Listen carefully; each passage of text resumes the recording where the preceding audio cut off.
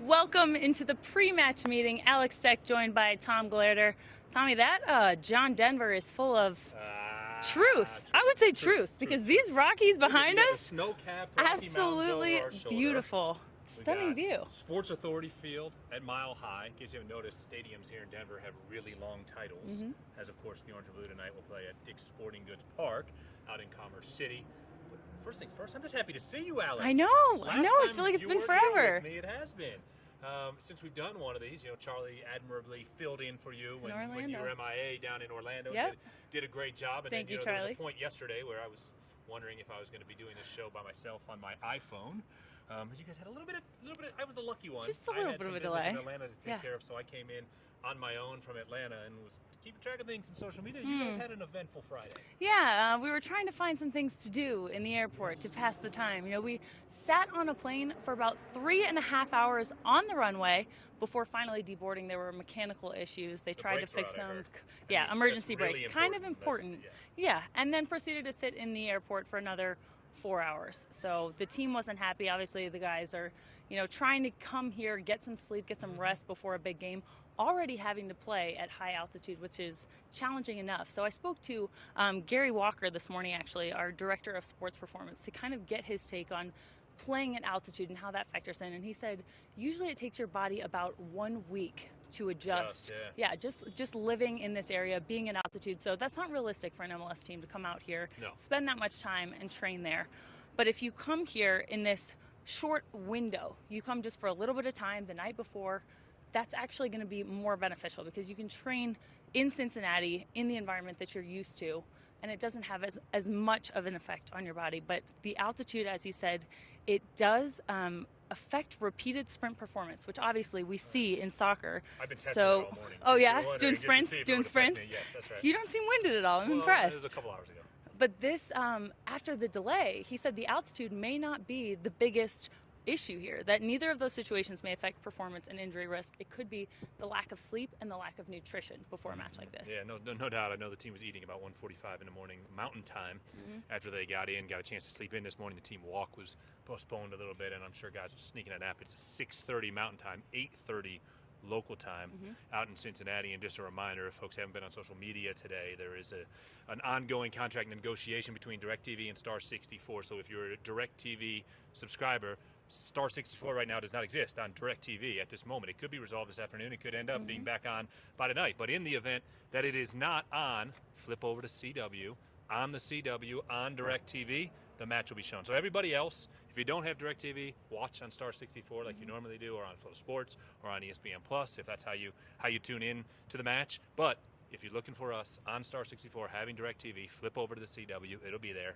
No panic. I've been receiving tweets all morning since I woke up very early and have been seeing people. Yes. You will have an opportunity to watch tonight. So just wanted to make sure we put that out there with the 8:30 start tonight. But yeah, certainly a short window. And it's interesting when you talk about the altitude here and is it a big benefit to Colorado? They're a team obviously that struggled, and we'll talk about that. But opponents, haven't really taken advantage of it. Or I was saying Colorado hasn't really taken advantage of it. Only Rapids are 1-4-2 this season at home, so it hasn't been a huge advantage to them over at Dick's Sporting Goods Park, and we'll kind of see how things play out tonight. A lot of storylines, no question about that. Absolutely, including the two only interim head coaches right now in MLS and the two youngest coaches in MLS with Yohan Dame and Conor Casey, who used to play for the Rapids, helped them win their first MLS Cup, but it'll be an interesting meeting between these two guys. The Rapids have fewer points than FC Cincinnati. We'll touch on all these storylines coming up, and the news keeps topping Has anything going on this week? Just you hire last Friday Larry Sunderland. He's going to do huge things for the youth development here, and then for host the tryouts academy. as fast as he got off the plane. Yeah, unbelievable. We did an interview in the afternoon, and he was right back out there on the turf field hosting the first ever academy tryouts. Yeah, no, it's a big part of the puzzle, right? Because as we prepare for these matches and you look up and down the rosters of the opposing teams, you see the homegrown players. And what an important piece. And if folks don't understand how that works, when a player becomes a part of your academy, and even if they go to college, they remain tied to your team. So they have the opportunity to sign with your club in Major League Soccer without going through the Major League Soccer draft process. So it's huge for clubs when they don't have to risk losing a local kid, and obviously it gives you a connection to somebody in the city. New York's a team that has done an incredible job Yeah, with signing absolutely, the Red homegrown Bulls. players. A guy like Alex Muillo, who came up in their academy. He went to Georgetown. He played 3 years for the Hoyas, and then he was homegrown. And he didn't go into the draft, and obviously he's contributed to them. So there can't be homegrown players unless you have an academy. And now FC Cincinnati is beginning that academy. And obviously Larry has his work cut out for him in deciding who will be a part of that program and watching these players develop, because it's one thing to get them in. Now you want to develop them to make sure they're Major League Soccer ready and that you want to sign them to the homegrown contract. And it'll be pretty exciting, in the next couple years, and we're probably a few years before one of those guys picks up a homegrown contract.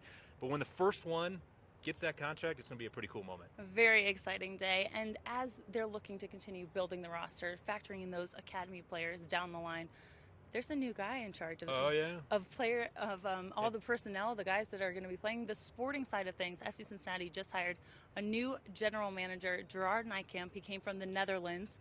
He has an impressive resume. With Pek Zwolle. He has to kind of finish things up there, before he can be in Cincinnati full-time. But just hearing his philosophy, the playing style that he wants to implement, total football, I think is really exciting. Dutch football, right? Yes. You know what you're getting with Dutch football, and that's a good thing, I think, right? It's going to be a very set system, and that's something that will benefit the club, and he'll come in and set the standards, and it'll be all the way through, right, for the academy and all the way through the first team in Major League Soccer. So I think that it's a very important piece of the puzzle. We just talked about the academy. That's a piece of the puzzle. Adding Gerard Nijkamp as your general manager, and I think he had a very impressive press conference, and you had a chance to chat with him afterwards. And then, I think, and I tweeted about it, I think the really impressive part is who comes on a job interview and runs a marathon or runs a 10K, right? Right? I think his wife's over. Obviously, it's a big decision to move to America to join FC Cincinnati, but these two come over, and he comes out of the interview. His wife goes, "Hey, did you hear about the Flying Pig? Maybe we should do that. Did I bring my running shoes? Oh, who knows? Right. Probably." That's so impressive. So they strapped up and ran the 10K. I mean, you have to accept the job if you're offered it after running the Flying Pig, right? I think it's a guarantee. So I was really impressed by that. I really look forward to spending some time with him when he gets to America and he's here. But we all know, yes, did he fly back? Still working on all things orange and blue while wrapping up his duties over there? Absolutely. And I liked, it was his comment, you mentioned the Flying Pig, when he was in Cincinnati, where he said, it's just like home. Cincinnati gives me the same feeling, where it's a city, but it's a village. So I feel like he's going to fit in just great here. And he commented about the fans, how much he loves them, how passionate they are, and how he wants their feedback. He wants them involved in the style of play, and he wants to teach them, to educate the game. For sure. I think that's huge. No, I think it's a big part of the puzzle. I think the fans will really like him, that he'll have a connection with the supporters. So that's certainly a big piece of the puzzle. And no doubt he gets to working, because that summer transfer window really isn't that far away, as all of a sudden we've turned over the calendar to June. It's wild. 5 months gone in 2019. It's gone by in a blur, and that summer window will open in, 6 or 7 weeks. So his work will be cut out for him, but I think Jeff Birding found the right guy for the job. That's right. Well, FC Cincinnati taking on the Colorado Rapids tonight. More on that coming up. But before we talk about tonight's match, the Open Cup, the fourth round Open Cup. Oh, baby. Guess who FC Cincinnati picked? Surprise, who was drawn their opponent? Louisville City FC. So the River Cities Cup is back. Yeah, I believe that's the name of the derby, right? That's what our fans call it. The fans call it something different. They call it something different. That's all right. It's fun. It's fun. It is fun. I've been, if you want to call it that, I've watched it many, many times, and I will watch it again on June 12th, 7:30 at Nippert Stadium. There'll be exclusive window opens this week for season ticket holders to get their tickets to welcome the city back to town, folks. Get ready for that. And then after that, they will host the LA Galaxy. Last time, they got Ibrahimovic. I've heard of him. International star. His name sounds familiar. Zlatan will be here June 22nd, folks. Equality night. So coming up next, we'll talk about the Orange and Blue some more. Pandemonium in the Queen City. FC Cincinnati. LA Galaxy.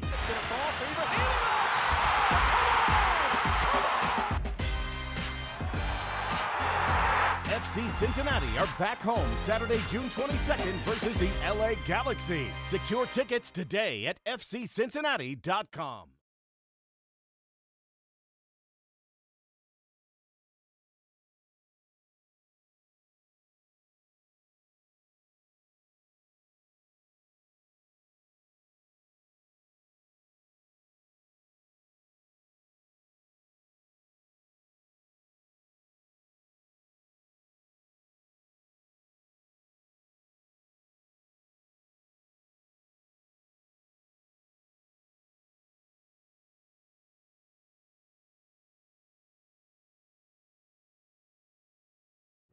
Welcome back into the pre-match meeting. Thanks for being with us today. Tom Glarder, Alex Deck, FC Cincinnati on the road again, taking on the Colorado Rapids tonight at Dick's Sporting Goods Park.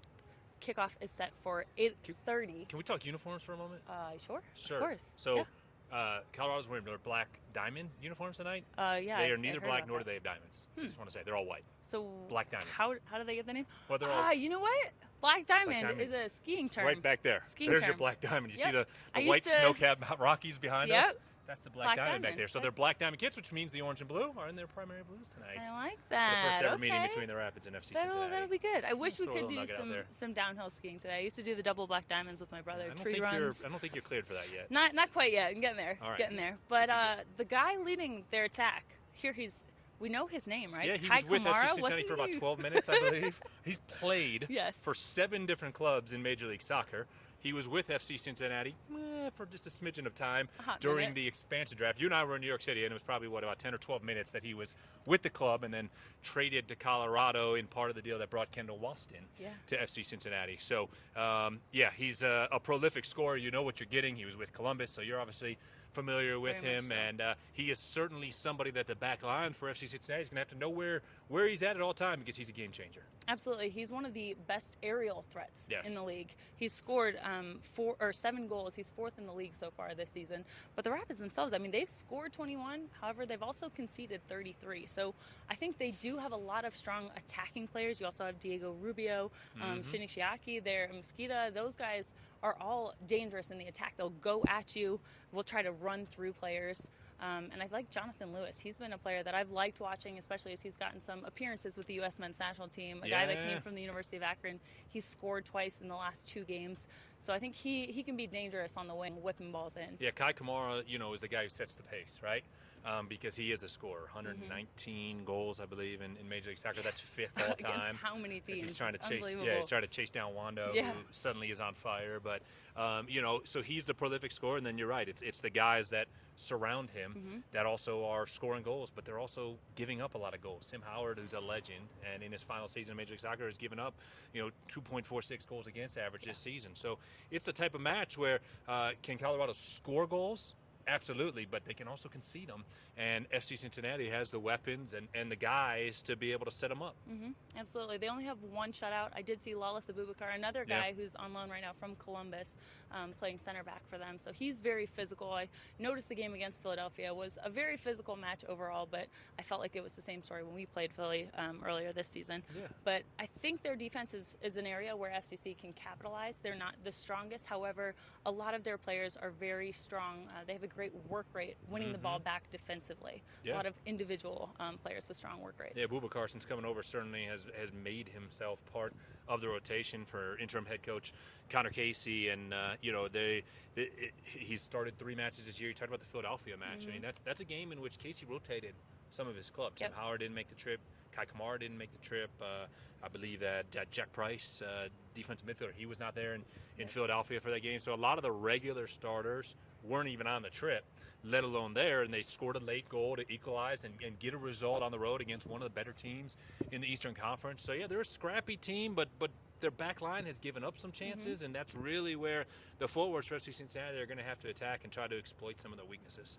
Well, Fanendo Adi, I thought he looked good I thought he last worked really week hard. against New York. Yeah, we'll talk more about him in the next segment, but I do think this will be an interesting matchup between Conor Casey, Yohan Dame. They're both in very similar situations. I mean, it was less than a week between the firing of head coaches that these guys have stepped up for their clubs. Yeah, I was literally sitting the Philadelphia match.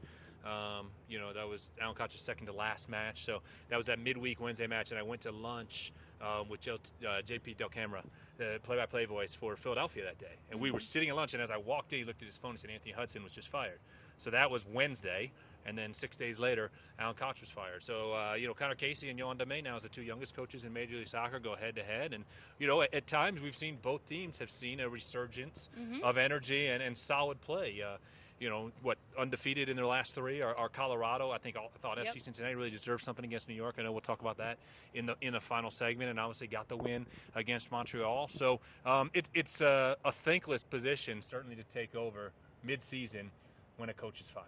I think both of these young men have done a good job in doing just that and trying to regroup after the early season change. Absolutely. Well, we will talk more about FC Cincinnati, their current form, what they're trying to implement, and their matchup tonight against Colorado coming up. Stay with us.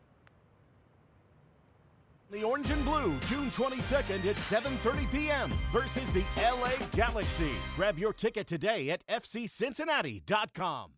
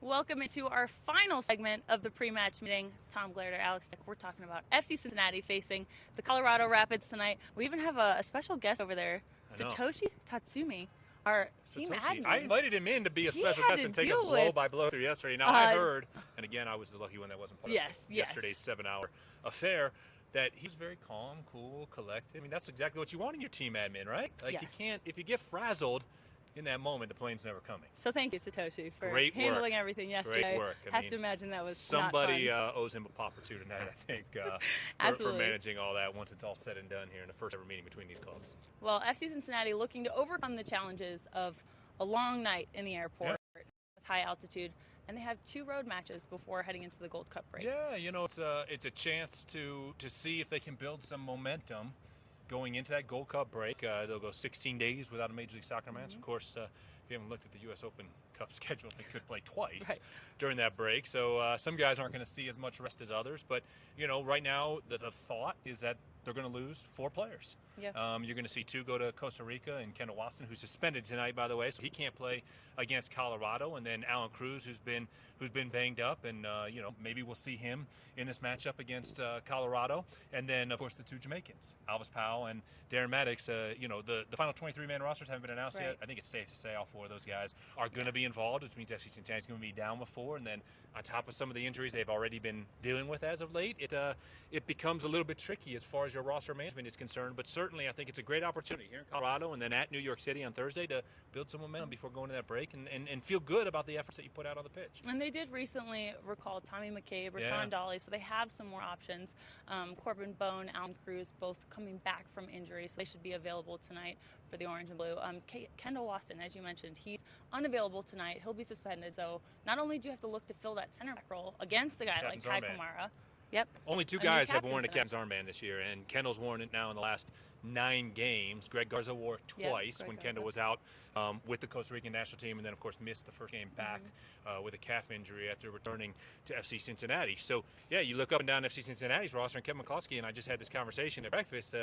Who do you hand it to, right? Like, there's certainly options. I think Victor Ulloa has been a very good leader. He's a veteran, 27 years of age out there. Of course, Justin Hoyt has been a great leader. He's 34 years old and has great experience across the globe, and it depends on who the starting lineup is, too.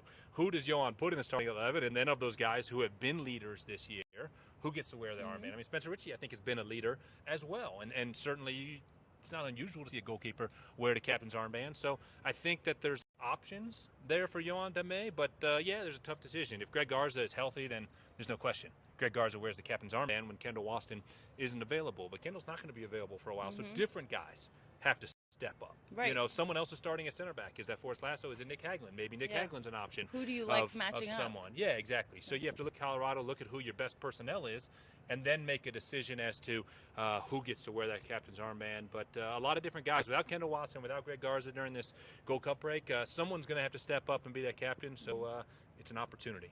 Absolutely. But this is also, we've shown growth building out of the back. Yeah. FC Cincinnati have talked about that throughout the week. I know it was a 2-0 loss against the Red Bulls, but they played well. You see improvement. That line score wasn't indicative of the effort, right? That was very unfortunate. I mean, Mathieu Duplan has played every minute of every match for FC Cincinnati. He's been a huge, aggressive player, a big contributor. He's so physical, and you know, I don't think he gets enough credit for how well he plays most of the time. But to make a mistake like that, it's unfortunate. But yeah, the scoreline, I mean, FC Cincinnati were with them throughout they deserve 70 something minutes out of that before match. that I mean, they could have easily been up 2-0, 3-0 at half. Luis Robles is one of the better goalkeepers in Major League Soccer, and obviously he's MLS's Iron Man. He'll put together just that incredible streak where he didn't miss a match, and he was unbelievable. I mean, 2 of those saves he got at the very last second. I mean, reaching back to get the ball. Frankie Amaya should have had his first Major League Soccer goal. He should have had his first Major League Soccer assist. Maybe tonight. As well, yeah. I mean, we could see Frankie break through because I think he's getting better each and every match. But the team certainly deserves it. The second goal was, you know, everyone's pushing forward, and New York got back to get the goal that, you know, was the proverbial nail in the coffin for the Red Bulls. So you can't be ashamed of the effort by any means. You could be disappointed, right, in a 2-0 loss. But FC Cincinnati set up opportunities to score and to go ahead and control that match. And Luis Robles stood tall and made the save. Twice he came off his line to shut down the attack. I was really, really impressed. He was all over Saves of the Week package, and rightfully so. So I give Luis Robles credit for the way he played, but I also give FC Cincinnati credit. We talked about it before. Fanendo Adi, I thought, worked really, really hard. He helped create opportunities. He got back defensively when he was needed. And I thought that it was one of his better performances. I thought the first half he played against Portland in the match when he got hurt, he played very well in that half, but it's no question his most complete performance of the season. Yeah, it's one of the best games that we've seen from him in a long time. Yeah. And he had 6 shots, half of FC Cincinnati's shots that night, and very unlucky with some big saves from Luis Robles.